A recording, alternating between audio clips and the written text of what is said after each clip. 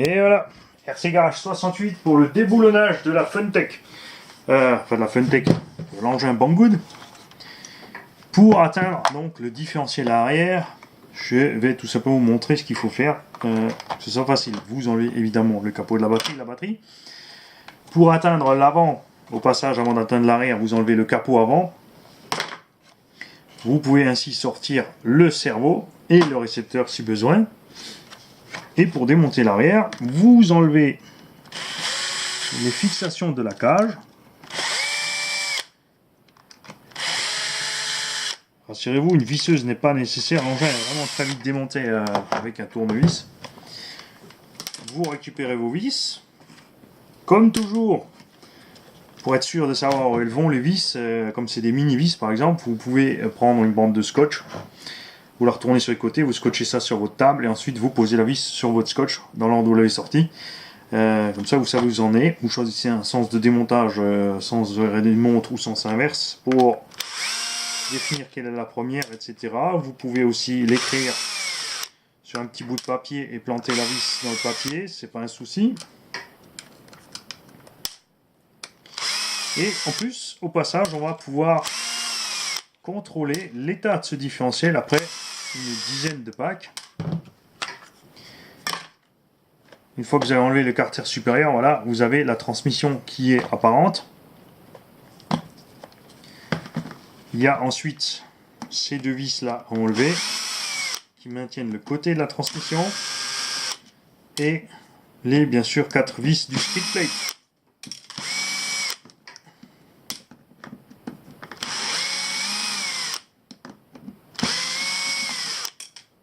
Voilà. Donc là, normalement, on commence par N, finit par T.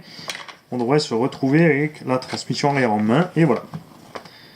Alors, vous pouvez laisser le tout assembler. C'est pas la peine d'aller débrancher, de tirer les câbles dehors jusqu'au récepteur et sortir tout ça. Vous pouvez parfaitement le laisser ensemble. Nous, on va le faire, puisque comme j'ai démonté tout le reste, de toute façon, on y est.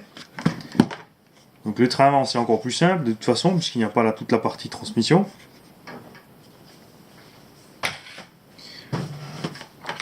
Et on arrive donc par en dessous à la transmission. Donc de ce côté-là, vous pouvez mettre, bien sûr, vous pouvez avoir l'accès pour passer un peu de graisse dedans et contrôler l'état général par le dessous. Pour atteindre ensuite, par contre, le différentiel, il faut tout déboulonner. On a donc deux axes de triangle à l'intérieur.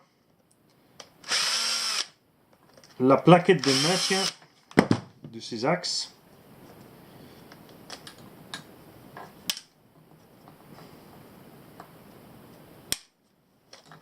Voilà. Le pare-choc. Hop. Les triangles supérieurs. Enfin, au moins un. La tourelle de suspension.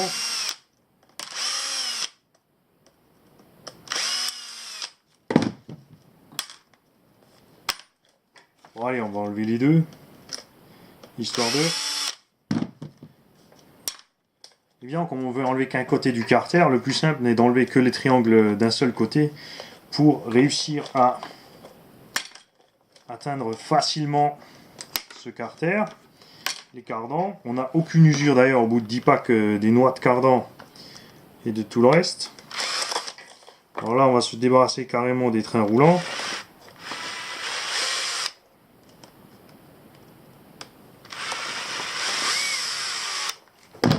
Voilà. Hop, train roulant enlevé. Vous avez donc la transmission principale en main.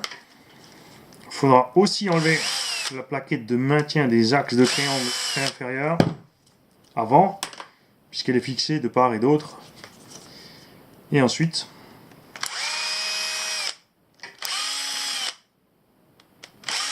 vous déboulonnez le carter de transmission. Il n'y a que 4 vis d'un seul et même côté. Une fois que vous avez fait ça, vous enlevez délicatement.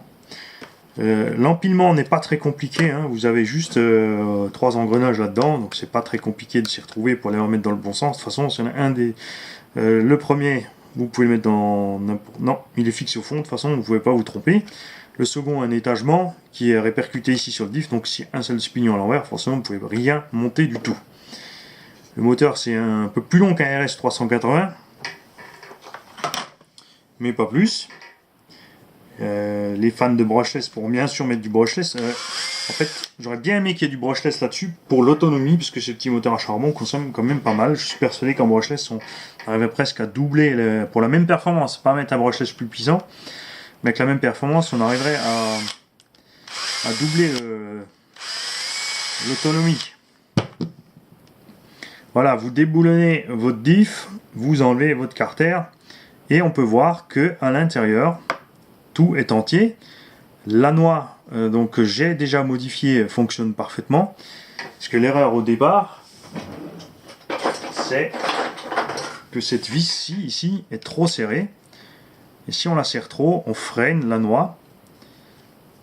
Entre temps, ça a travaillé et ça c'est bien fait. On peut donc le resserrer. Et la question, bien évidemment, est est-ce que si on le laisse d'origine, ça se détend tout seul? La réponse est non, puisque la pièce ne va pas tourner, donc ça ne va pas travailler dans le plastique. L'autre côté fait exactement pareil. Vous avez ensuite une partie interne ici avec les petits satellites. J'espère qu'on verra bien tout sur la vidéo. Tout coulisse maintenant parfaitement bien. Et l'autre côté aussi, tout est en parfait état de marche. On va resserrer aussi ici un petit coup. Vous voyez, et dès qu'on resserre, on commence à bloquer la couronne. Donc il faut bien laisser détendu ici.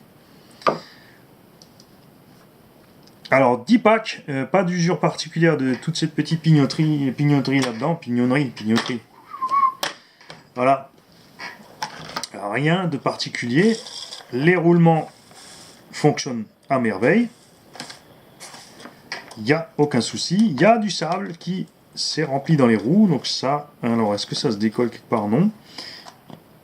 Donc le sable est rentré quelque part par les trous de jantes. Donc ça, il faudra se méfier, ça fait du balourd. Le moteur n'est pas très puissant, forcément ça va aller l'ennuyer et le freiner.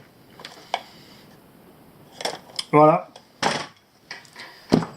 J'espère que ça vous aidera à entretenir votre petite Funtech. Évidemment, on peut tout démonter, sauf les amortisseurs, parce que j'ai essayé en fait d'ouvrir les amortisseurs, mais les capuchons ici sont clipsés dessus, mais les clips tiennent vraiment bien, et ensuite comme une espèce de sertissage qui se fait par la pression du plastique, je voulais l'ouvrir pour remplir au minimum de graisse là-dedans, pour freiner un peu la tige. Ça s'avérait inutile à l'utilisation, l'engin est vraiment super sympa à conduire. Une petite version 4x4 de cet engin serait vraiment sympa. Et avec un petit moteur brushless, comme dit, pas plus puissant, mais qui permettra donc de rouler beaucoup plus longtemps. Je vous laisse encore admirer la petite cage, qui est très bien faite. On a vraiment les pilotes, table-bord, compteur, etc. Le petit moulin, enfin pour un mini rikiki truc comme ça, cette cage est vraiment bien. Et elle est super solide. Voilà. Merci à vous tous, merci à tous ceux qui ont des engins de des engins de cette fabrication un 12e, de me laisser toutes les commandes en dessous de tout ce que vous avez cassé, ce qui vous est arrivé, ce que vous aimez, ce que vous n'aimez pas, etc. Donnez-nous des retours, ça aidera tous les acheteurs suivants à faire le bon choix. Voilà, salut les gars, à bientôt.